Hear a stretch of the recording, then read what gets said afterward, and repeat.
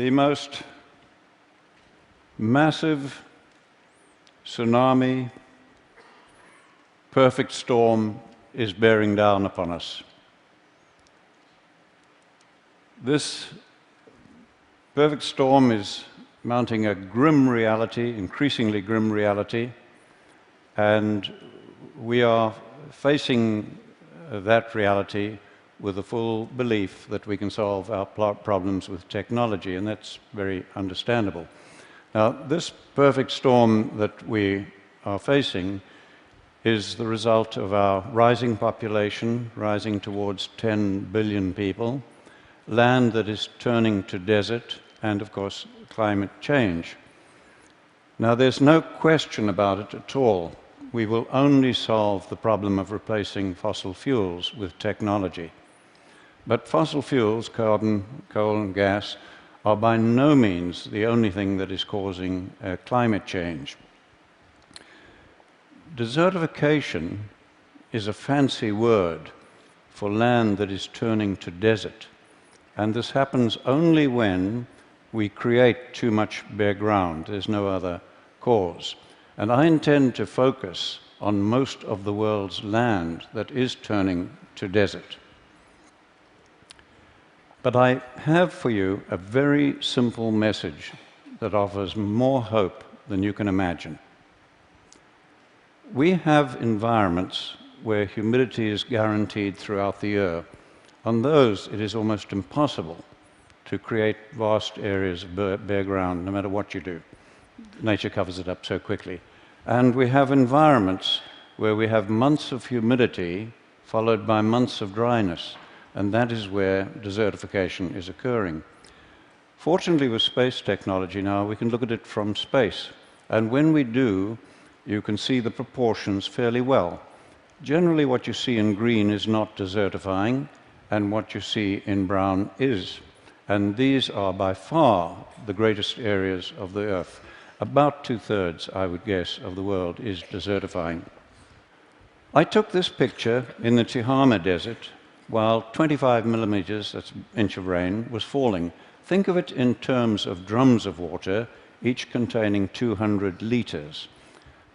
Over 1,000 drums of water fell on every hectare of that land that day. The next day, the land looked like this. Where had that water gone? Some of it ran off as flooding, but most of the water that soaked into the soil simply evaporated out again, exactly as it does in your garden if you leave the soil uncovered. Now, because the fate of water and carbon are tied to soil organic matter, when we damage soils, you give off carbon. Carbon goes back to the atmosphere. Now, you are told over and over, repeatedly, that desertification is only occurring in arid and semi-arid areas of the world, and that tall grasslands like this one, in high rainfall, are of no consequence. But if you do not look at grasslands, but look down into them, you find that most of the soil in that grassland that you've just seen is bare and covered with a crust of algae, leading to increased runoff and evaporation. That is the cancer of desertification that we do not recognize till its terminal form. Now, we know that desertification is caused by livestock, mostly cattle, sheep, and goats, overgrazing the plants, okay, leaving the soil bare and giving off methane. Almost everybody knows this, from Nobel laureates to golf caddies, or was taught it, as I was. Now, the environments like you see here, dusty environments in Africa, where I grew up, and I loved wildlife, and so I grew up hating livestock because of the damage they were doing. And then my university education as an ecologist reinforced my beliefs. Well, I have news for you. We were once just as certain that the world was flat. We were wrong then, and we are wrong again. And I want to invite you now to come along on my journey of re-education, and discovery.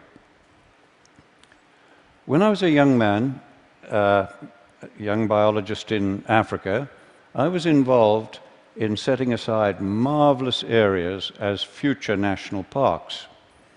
Now, no sooner, this was in the 1950s, and no sooner did we remove the hunting, drum-beating people to protect the animals, then the land began to deteriorate, as you see in this park that we formed.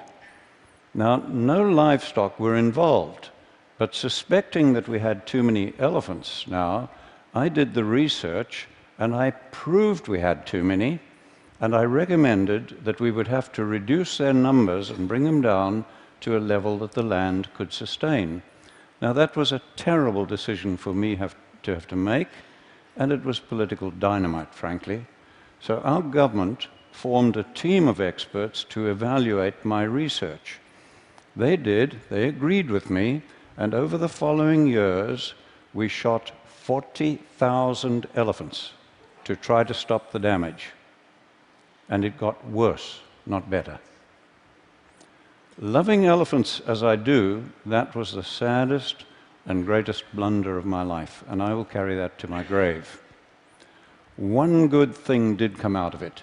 It made me absolutely determined to devote my life to finding solutions.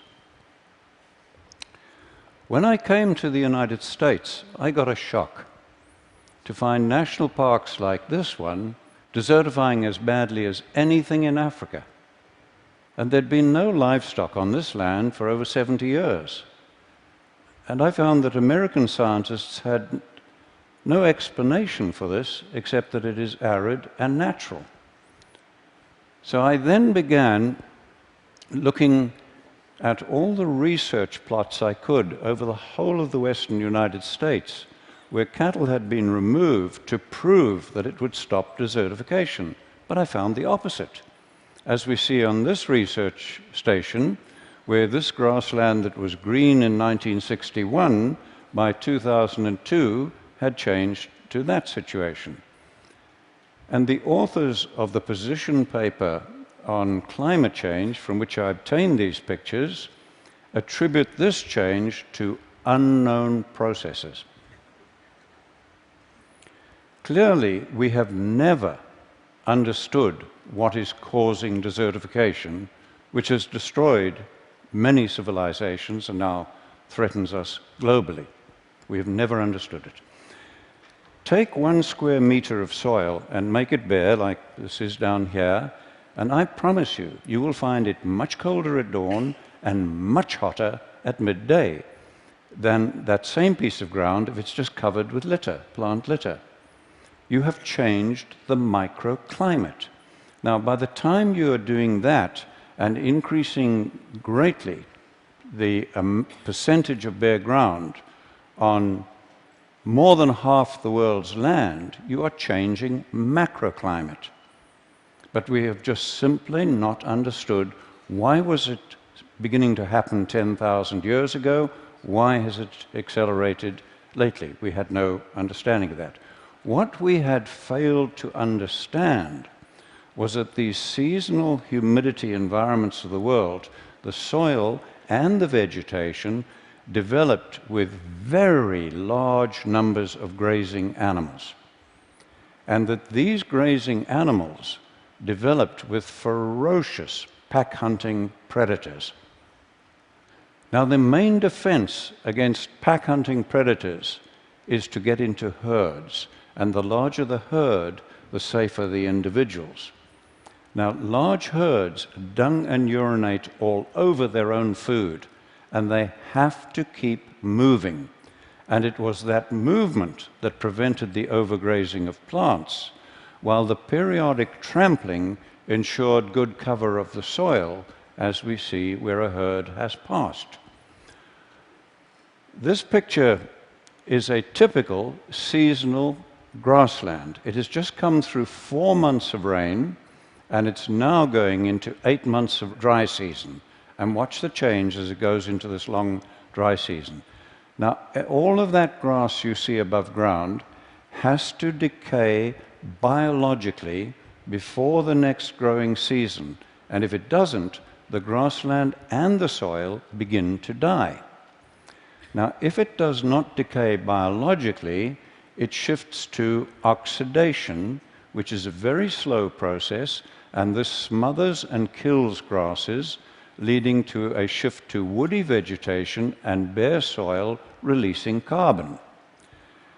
To prevent that, we have traditionally used fire. But fire also leaves the soil bare, releasing carbon. And worse than that, burning 1 hectare of grassland gives off more and more damaging pollutants than 6,000 cars. And we are burning in Africa every single year more than 1 billion hectares of grasslands, and almost nobody is talking about it. We justify the burning as scientists because it does remove the dead material and it allows the plants to grow. Now, looking at this grassland of ours that has gone dry, what could we do to keep that healthy? And bear in mind, I'm talking of most of the world's land now. Okay? We cannot reduce animal numbers to rest it more without causing desertification and climate change. We cannot burn it without causing desertification and climate change. What are we going to do?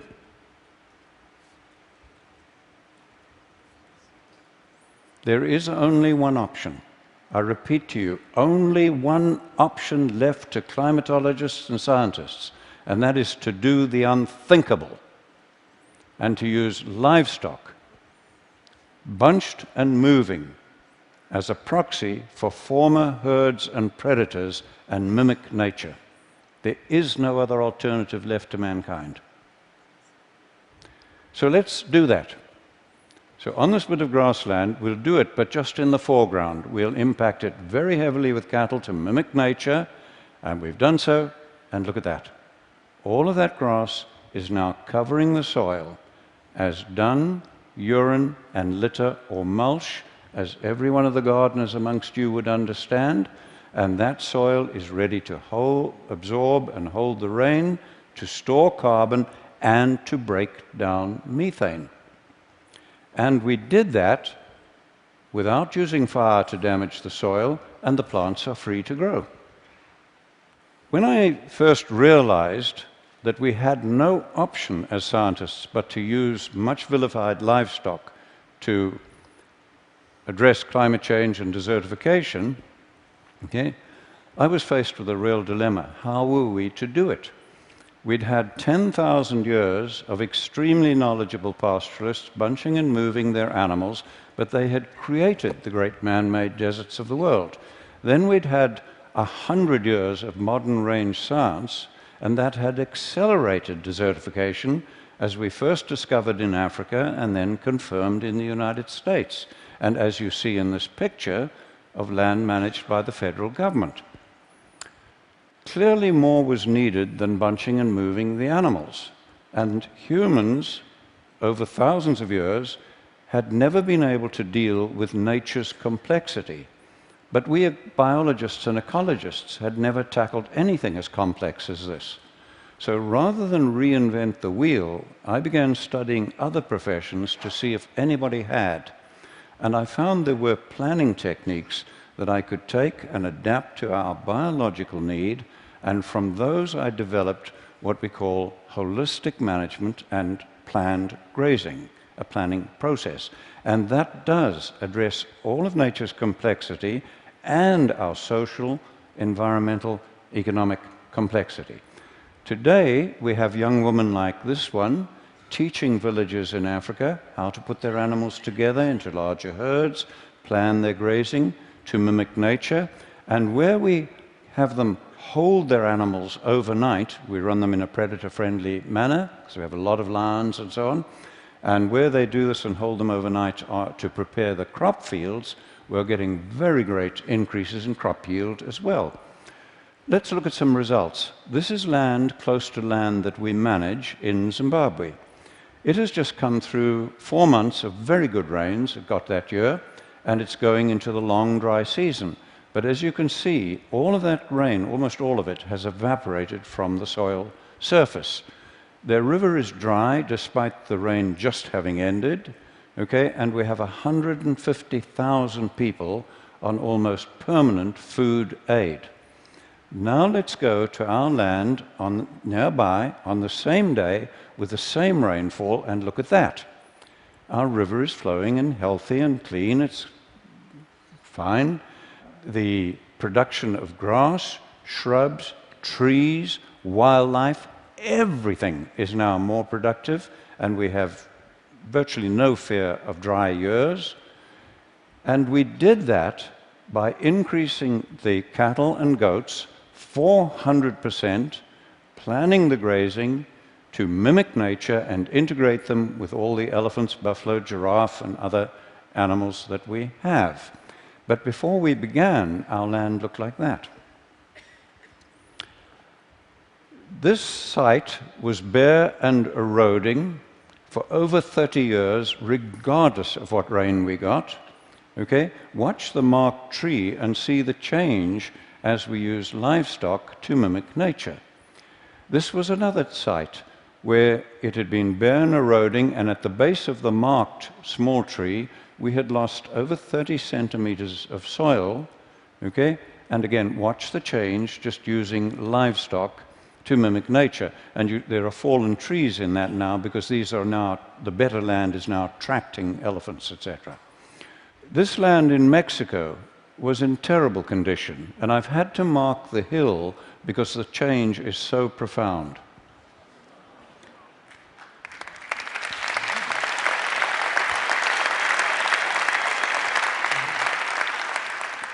I began helping a family in the Karoo Desert in the 1970s, turn the desert that you see on the right there back to grassland, and thankfully now their grandchildren are on the land with hope for the future. And look at the amazing change in this one, where that gully has completely healed using nothing but livestock mimicking nature, and once more we have the third generation of that family on that land with their flag still flying. The vast grasslands of Patagonia are turning to desert, as you see here. The man in the middle is an Argentinian researcher, and he has documented the steady decline of that land over the years as they kept reducing the sheep numbers. They put 25,000 sheep in one flock, really mimicking nature now, with planned grazing, okay, and they have documented a 50% increase in the production of the land in the first year. We now have in the violent Horn of Africa pastoralists planning their grazing to mimic nature and openly saying it is the only hope they have of saving their families and saving their culture. 95% of that land can only feed people from animals. I remind you that I am talking about most of the world's land here that controls our fate, including the most violent region of the world, where only animals can feed people from about 95% of the land. What we are doing globally is causing climate change as much as, I believe, fossil fuels, and maybe more than fossil fuels. But worse than that, it is causing hunger, poverty, violence, social breakdown, and war. And as I am talking to you, millions of men, women, and children are suffering and dying. And if this continues, we are unlikely to be able to stop the climate changing even after we have eliminated the use of fossil fuels. I believe I've shown you how we can work with nature at very low cost to reverse all this. We are already doing so on about 15 million hectares on 5 continents. And people who understand far more about carbon than I do calculate that for illustrative purposes, if we do what I'm showing you here, we can take enough carbon out of the atmosphere and safely store it in the grassland soils for thousands of years. And if we just do that on about half the world's grasslands that I've shown you, we can take us back to pre-industrial levels while feeding people. I can think of almost nothing that offers more hope for our planet, for your children, and their children, and all of humanity. Thank you.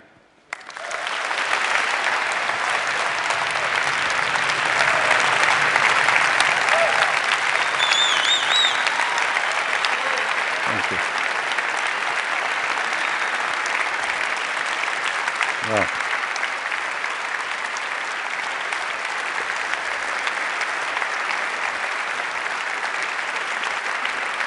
thank you, Chris. Thank you. Thank you. I have, and I'm sure everyone here has, A, 100 questions, B, wants to hug you. I'm just going to ask you one quick question. When you first start this, and you bring in a flock of animals, it's desert. What do they eat? How does that part work? How do you start? Well, we've done this for a long time, and the only time we have ever had to provide any feed is doing mine reclamation, where it's 100% bare. But many years ago, we took the worst land in Zimbabwe, where I offered a £5 note in a 100-mile drive if somebody could find one grass in a 100-mile drive. And on that, we trebled the stocking rate, the number of animals, in the first year with no feeding, just by the movement, mimicking nature, and using a sigmoid curve, that principle. It's a little bit technical to explain here, but well, I would love to. Yeah. I mean, this is such an interesting and important idea. Yeah. The best people on our blog are going to come and talk to you and try and. I want to get more on this that we wonderful. Can share along with the talk. That is an astonishing talk, truly an astonishing talk, and I think you heard that we all are cheering you on your way. Thank you so much. Well, thank you all. Thank you all. Thank you, Chris.